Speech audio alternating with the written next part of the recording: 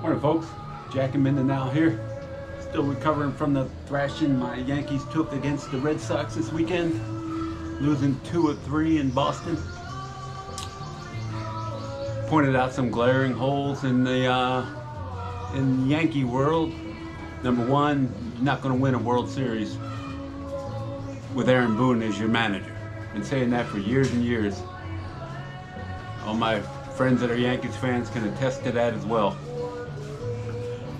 But also, it pointed out some other glaring holes at third, second, and first base that they need to address before the trade deadline here. Get some upgrades in those positions. Let me move this a little closer. But the reason for this discussion here on the balcony area is where I do all of my serious talks, by the way. Yeah, just kidding. But anyway, watching a video the other day, or just yesterday, and this is a cautionary tale, I want to say. This is not a hit piece or opinion piece on anything. It's a cautionary tale. So, moving in the Philippines, or moving to the Philippines. Watching a YouTuber yesterday who finally got his stuff after 12 days from moving from Angeles to the province, Siargao Island, whatever it is, however you pronounce it.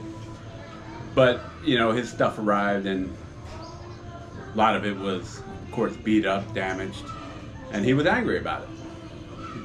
Understandable, right? But the cautionary tale of this is you get what you pay for. That's the bottom line. And one of the reasons I'm pointing this out is, I think this gentleman misled his, and I'm not going to go into whose video channel it was, but he misled his viewers by saying, basically, well, there's no options here in the Philippines. You got to do this on the cheap, and you got to do it with these fly-by-night companies and all this other crap. And he's completely missed the mark there. There are very reputable companies here. There is no U-Haul, there is no Ryder, but there are companies who move household goods for a living here, both in the Philippines and outside of the Philippines, worldwide. That we moved from Japan to here under the auspices of the DoD program, Department of Defense program. We didn't pay for anything. Our shipment was free to us. All we had to pay was some minor, they weren't customs fees. They were demurrage charges for the shipment clearing customs when it arrived. But it was a couple $100s, and shipping a 16,000 pound shipment over here. And if you do the math, the government paid on a government bill of lading, paid $174.50 per 100 pounds net weight for our shipment. If you have 16,000 net pounds, you can see what that adds up to. About $29,000 is what the government paid to move our property from Japan to here. And it's still cheaper than having to pay for returning it from Japan to my home of record, which in this case was Pennsylvania, because that's where I was hired to go to Japan from. So they were responsible for shipping this same 16,000 pounds back to Pennsylvania, which would have cost more. Anyway, these companies, with DoD, there's approximately 200 certified transportation service providers who contract with the Department of Defense annually to ship household goods worldwide for DoD companies. And these are just on the international side. There's, let's just say, 200 companies that ship international household goods for the Department of Defense. They do it with most countries worldwide. But they all use designated agents, either at origin or destination. And these are the local companies that actually do the work. Move your stuff, unpack, pack your stuff for the Department of Defense. Well, these same companies have been doing it, since they moved out of, since the DoD closed bases here, since Navy and Air Force pulled out of Subig and Clark. These companies are still in business. These agents, what we refer to them as. And just for your information, DoD still does between 500 to 800 moves a year, moving people to and from the Philippines. And I mean, from a lot of these shipments that they do ship over here are for designated location for dependents, which means if I'm a sailor and I get unaccompanied orders to, let's say, Diego Garcia, well, they've got to ship my family somewhere. And if my spouse is a native to the Philippines, that sailor can put in an application and request a designated location for dependents, and then that sailor is authorized to ship here to the dependent's home of record anywhere in the Philippines. So they still do, and retiree shipments and all this, they still do between 500 to 1,000 shipments a year. Let's say that 500 to 800, 500 to 1,000. Well, these companies, these designated agents here in the Philippines, they're still existing. They're still here, and they still contract with the government, or with these 200 transportation service providers, to perform the origin and destination services for these guys, pack and unpack. And they're responsible for, under DoD program, it's called full replacement valuation. They still have to, if they damage stuff, they're required to repair it back to the original condition, or replace the item for the service member, retiree, or whatever. So anyway, I think this YouTuber misled all of his followers by saying, the professionalism doesn't exist to move your stuff within the Philippines. It certainly does. Anywhere, any port, any port, any city in the Philippines. Very simple. And depending on, as a civilian, depending on how much you want to pay, is the service that they can provide. If you want full replacement valuation, they can provide it.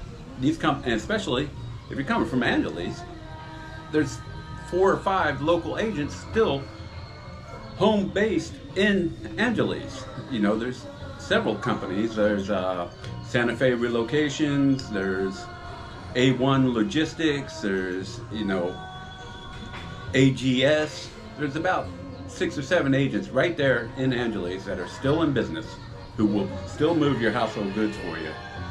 But again, you get what you pay for. So if your stuff is important to you, you don't want it broken, you can contract with companies that will get it from the point of pickup to the point of destination, to your destination, without destroying it, without damaging it, without breaking it. But like I said, it's, you get what you pay for. And then if your stuff is damaged, you can submit a claim, and that carrier, that agent, he has insurance for that stuff worldwide, guys. And they still, like I said, DoD still picks up shipments from the Philippines regularly. And like I said, it's fully insured. DoD has made great strides in the past several years to reimburse service members for anything that the moving companies break, lose, or misplace. And yeah, there are nightmares out there that happen. But like I said, you get what you pay for. And if you're a civilian moving from the States, those companies, those same companies will do an international move for you at under a civilian program, which is monitored by the industry in the United States. So, you know, like I said, if your stuff is important to you, you can certainly move it. And there's, you know, I've seen a few YouTubers here who have shipped everything from the States at their own dime. I can tell you, yeah, it can be expensive. Like I said, with mine, my moving company showed up here with 2 40-foot containers and 16 what we call lift vans, wooden crates, where all of my stuff was packed into, you know, professionally packed into. And, you know, we received very little damage. A couple of ceramic items were broken, and I still have time to file a claim if I choose to do so. Is it important enough to do it? I don't know. We'll see. But I still have time to do that if I so desire. I still have about 90 days to complete filing, you know, initiating my claim. But I don't know if I'm going to do that. But like I said, you know, there are other options here for moving within the Philippines. These companies will do it. They'll move from Angeles down to Zamboanga City if that's where you want to move your stuff. Isn't it that important to you to move it professionally, or do you want to go on the cheap? You want to go on the cheap, you get what you pay for. Bottom line. Like I said, I just wanted to point out, you know, don't be misled by some of these YouTubers who I don't know if he intentionally misled all of his subscribers or if it was just an oversight. Yeah, they don't have U-Haul, they don't have Ryder, and you know, there are no other options. And I heard him say that there are no options, and which is a flat out mischaracterization. There are plenty of options for moving your stuff. Like I said, if you want to get from one place in the Philippines to another place in the Philippines, unbroken or insured, they can certainly do that. These companies still exist, many of them. In fact, a quick Google search, moving agents in Philippines will come up with a list. I counted over 10 that I've recognized throughout the years who have moved household goods for the Department of Defense within the Philippines and still do. And a lot of them are based in Manila, Angeles. You know, my company that moved our stuff, or the agent that was responsible for the delivery and unpacking of my stuff, they were located in Cebu. Like I said, they brought 2 trucks down. Didn't go as well as I had hoped, because you know they're supposed to be here on a Saturday morning, and they got to Ozamas on the Ro-Ro, but they couldn't unload the Ro-Ro, the 40-foot containers at the port because of low tide. So they had to go to redirect to Iligan City, their next stop, and then unload the Ro-Ros here. So they ended up showing up at our house at about 3 o'clock in the afternoon, delivered, you know, did what they could to deliver our stuff.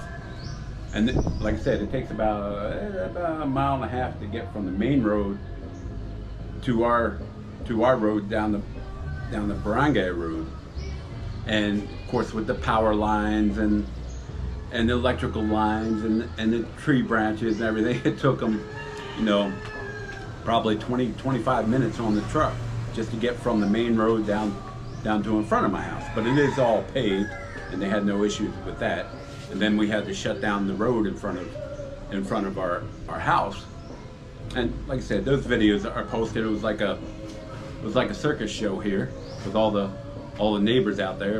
At one point there must have been 40, 50 people watching them unload these wooden shipping crates and all of our stuff into the residence.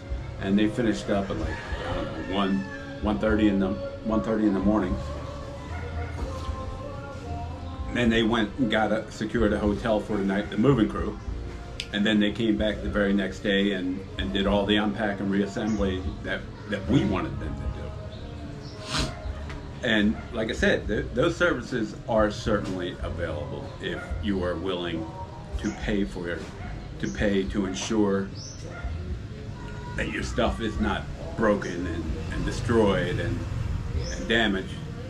But like I said, most people don't come over here with their stuff from the States. I understand that. Most people don't, you know, most people don't bring their furniture. Most people don't even bring a family, you know. It might just be the expat themselves that are retiring over here by themselves, which from most of the expat channels, that's what happens. But there are certainly a lot of folks who returning with their wives and family to the Philippines to live after they retire. And like I said, these options are available instead of shipping $10 buy-in boxes over here with your most important things. You can ship everything if you're willing to pay, if it's important enough to you. Our case, it was a no-brainer. We knew we were retiring here. We knew in order to get a shipment overseas, you have to be overseas if you retire from civil service, like we did. And so we had to go back to Japan in order to get a return. You know, we knew we were retiring in the Philippines, so we had to get back to Japan. I got back there. I did four additional years in Japan, and then retired here. And we knew we were going to ship all of our stuff, which is why we've been dragging it around for years. And that's why we took it all to Japan when we left to go to Japan. In Japan, the houses aren't huge either. So we were living in tight spaces in Yokosuka, but we were living in, you know, a three bedroom tower apartment with about 1,600 square feet of living space, and it was just me and my wife. So we had plenty of room. We had two, you know, one bedroom completely filled with boxes that we, like I said, we would bring it here to go through, give away, whatever we wanted to do with that stuff. So, you know, cautionary tale, don't be misled. Check stuff out for yourselves. Like I said, this is not an advice channel. This is my daily life channel.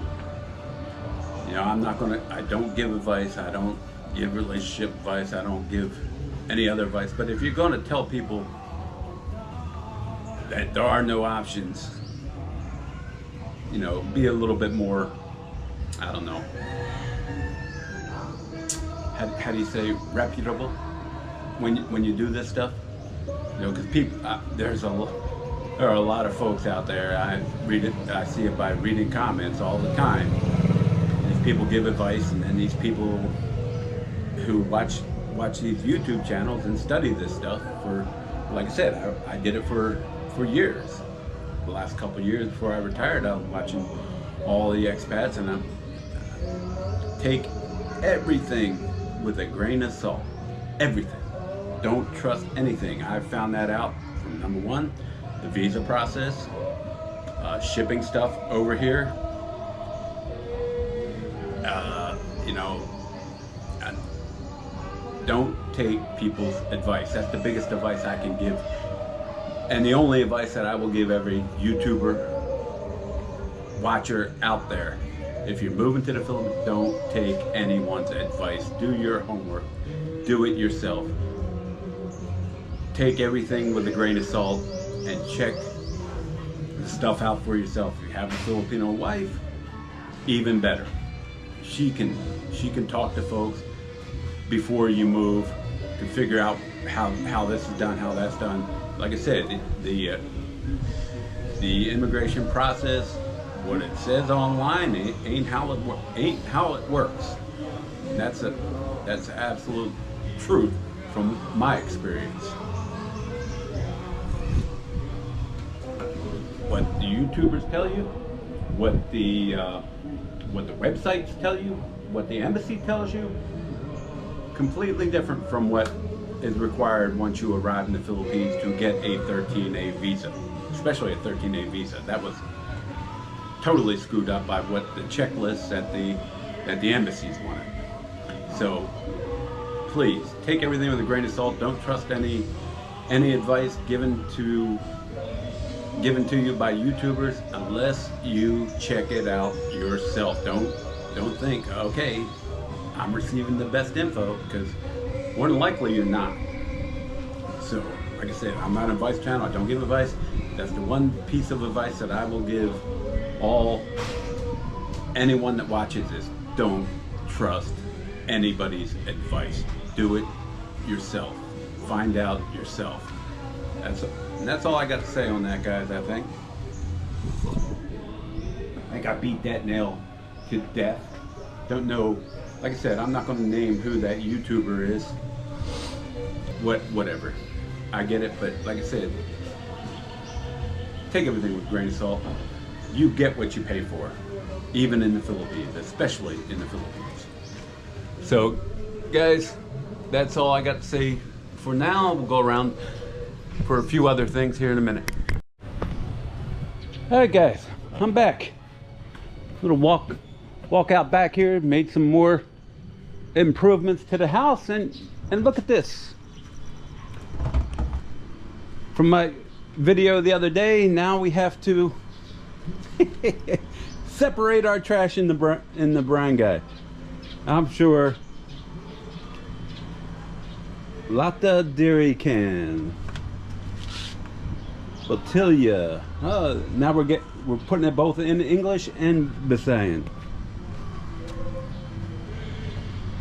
There you go, guys. We got 4 containers that we got to break our trash down into now. Heidi, what are you doing? You upset about that? Huh? You're sleeping. You upset about that, Heidi? How about you? Oh, you're breaking the bottle. You're breaking the bottle.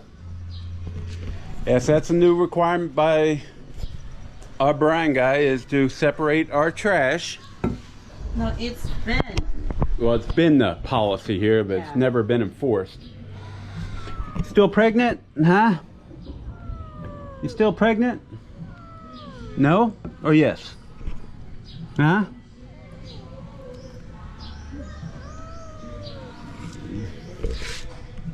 Well, at least the dog's not barking at her anymore. But yeah, guys, I guess they're starting to enforce it here in the barangay. I don't know. First time I've heard any YouTubers talk about having to separate their trash at their house or in the barangays now. I don't know why. When's this go into effect, honey? No, I mean, when are they going to be checking houses? 20. When is the 20? We even got an inspection scheduled for like June 20th, where they come by and what? They're going to check our trash, check our toilets, make sure we got toilets first. Are going to be checked to make sure we. But they already implement that rules, you know, that we really have to segregate. Yeah, I understand that, honey, but I'm not talking about us. It doesn't affect us. It's these other people. What are they going to do when they don't have a toilet in their house? Who knows? I know there's, like I said, these folks over here, they get their pot up, or their water from our spigot out front there. They don't have running water in the house. Now they have to get running water in their house through city water. If they don't pay the 300 peso a month to get their water, they're gonna fine them. Can't afford a 300 a month to get their water. They're probably not gonna be able to afford a fine. So anyway, that's what's going on at the homestead, guys. Lynn made brownies yesterday. I don't know if she filmed it. I haven't downloaded it yet. It's not brownies, it's cake. Cake. Well, where is the cake? Instead of like making, Like we're supposed to make cookies, but Supposed to make cookies, we but have salted butter, so I didn't do it. what do you mean? There's salted butter in the refrigerator. No, unsalted, supposed Unsalted. Yeah. It doesn't matter. Think so? It doesn't matter. Salted, Doesn't unsalted. affect- Even better. You got to put salt in the cookie mix anyway. It's in the mix. It's in the I'll do it. it's in the recipe. I need butter, I need flour, and There you go, guys. We'll show you cookie making today. Cookie making in the province. And what's in the oven right now? What is that? it's egg. Boiled egg? Boiled egg and a hot dog. Boiled egg and a hot dog. We put it there, guys. so that way the Put it there dogs so the can't- dogs can't get it and the flies don't get it. I get it. We'll be back when we make cookies. All right, guys. Take care. Jack out.